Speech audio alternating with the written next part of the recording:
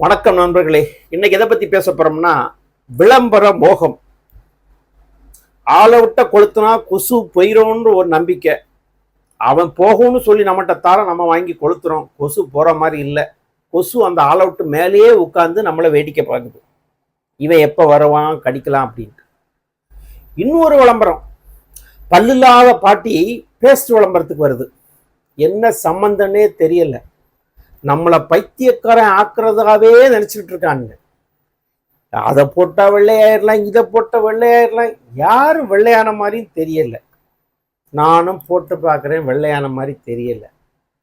இந்த விளம்பர மோகத்துக்குள்ள மூழ்கிதான் பாதி பேர் பணத்தை வேஸ்ட் பண்றாங்க.